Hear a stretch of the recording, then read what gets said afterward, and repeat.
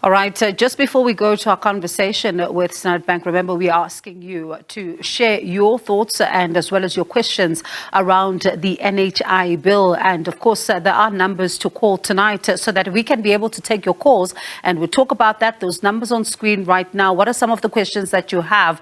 Of course, a lot of concern about when does it start? Who gets to, be the ones that go to private healthcare? Do you need a doctor to refer you? These are some of the questions that are coming up in the public domain. At the same time, the individuals that would then be put on the board itself that is going to be administering this fund, how do you pick them? Where do they come from? And they're reporting to the minister. So a lot of questions tonight. Let's talk about that. Give us a call on the numbers on your screens right now. Let's go to this conversation. Standard Bank has raised the ire of some of the environmental activists.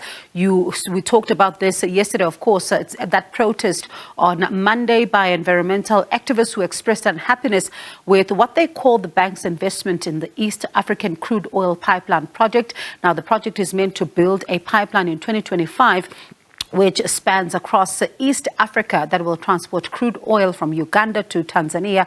But some activists say this will not serve the continent. Let's now speak to Kenny Fihla, Standard Bank's, of course, CEO of Corporate and Investment Banking. Thank you so much for your time, Dr. Fihla, this evening. We spoke to activist Kumi Naidu yesterday, asking about, his removal from the building. Now, before we even get to the nitty-gritties of the process itself, listening to what he had to say, he says that he didn't expect that the situation would take that kind of a turn where he would be, yanked out of the building in the manner in which he was. Why did that happen?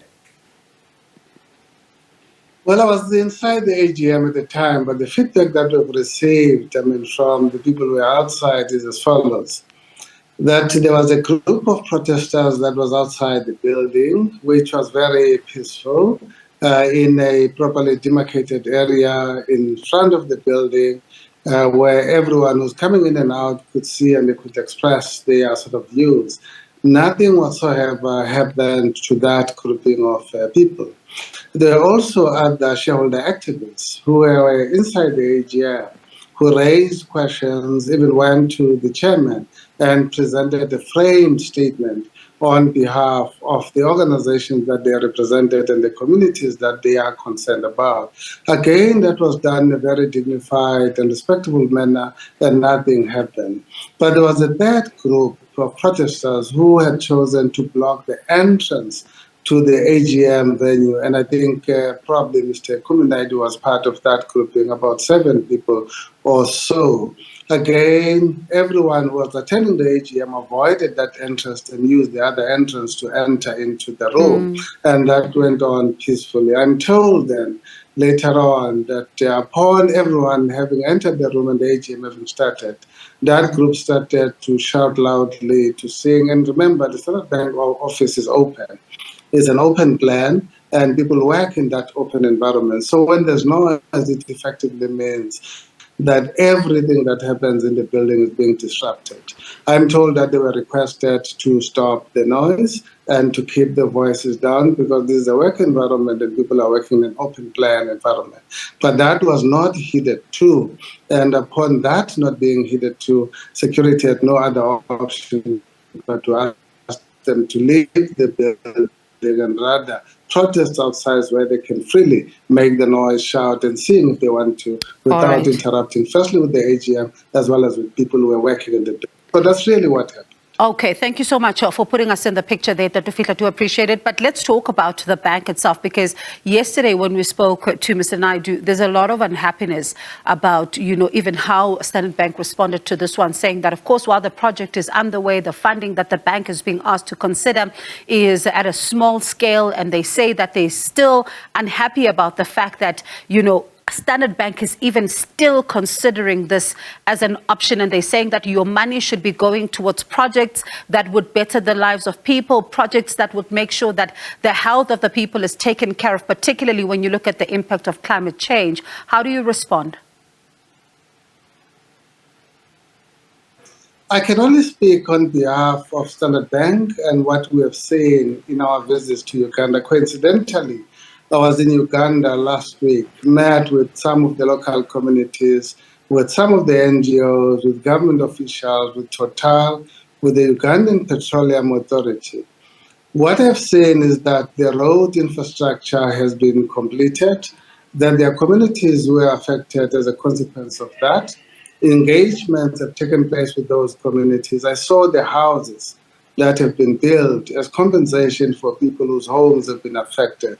The quality of those houses is substantially better than the houses that people lived in before. And I'm not talking about hearsay. I'm talking about what I saw in Uganda last week. We met with communities who were affected to live in those houses. We met with people whose farmland, whose grazing lands were also affected, and spoke to them about how the process was managed and how they were compensated. There is no doubt that there's a section of the community that is very happy. But there's also no doubt that there are certain elements within the community who are unhappy with the process as well as the compensation. There's a dispute resolution mechanism that has been put in place, which communities are participating in, or at least those families or individuals who are unhappy have lodged their objections with that process. That process ultimately leads into a court process where these matters can be adjudicated. We're made to believe that the real challenge is more with the slowness of the court process when the process ultimately goes beyond the stage of the internal project resolution mechanisms. And there's a context, therefore, that gives rise to that unhappiness. And suggestion has been made to government to improve that process or consider creating a fast-track mechanism that can deal with disputes if the internal mechanisms have been exhausted and there's still unhappiness. So, but on the whole, what we saw was actually impressive, I must say. Dr. Fihla, pardon me for coming in there, but there are, of course, some health concerns that are also being raised around fossil fuels, around the impact of climate change. And I wonder then if, as a bank, you are also taking this into account, because the unhappiness is not only with the dispute, resolution project, but there's also, the other issues around some people who are saying that the impact that these, fuels would then have on their health is something that is also worth considering when such investments are being made. Absolutely. I mean, we think those are genuine concerns. There's no doubt that Africa is suffering the most from climate change, even though it did not, or it contributed the least to the problem.